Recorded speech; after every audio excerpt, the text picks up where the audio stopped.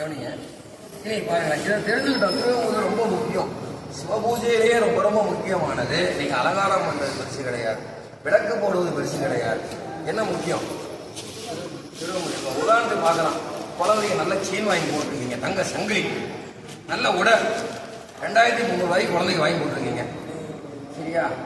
பார்க்கறது முத்துமணி மாலை, தங்க மாலை தான் போட்டிருக்கீங்க. கண்குள்ளா காட்சியை பார்த்தோன்னா குழந்தை அப்படியே ஒத்திக்க கூட எடுத்தோம். ஆனால் அழுதுட்டே இருக்கு. புரியுதா? அழுதுட்டே இருக்கு. கடுப்பாயிடுச்சு. அட போடி அம்மான்னு அம்மாவுக்கு கடுப்பாயிடுச்சு. பசிக்குது, 2 இட்லியே கொடுக்குன்னு பார்த்தா நீ கொடுக்கவே இல்லையா? எல்லாம் அலங்காரம் பண்ணீங்க, என்ன செயினை போட்டு என்ன பிரயோஜனம்? வயிறு பசிக்கு செயினை சாப்பிட முடியுமா? சட்டை சாப்பிட முடியுமா? அதில் முக்கியமான அம்சம் என்ன இருக்கு? அதே மாதிரி தான் சாமிக்கு, அதே மாதிரி தான் சாமி நல்லா புரியுதுன்னா மனசை வச்சுக்கிட்டா இதெல்லாம் மனசை வச்சுக்கோங்க.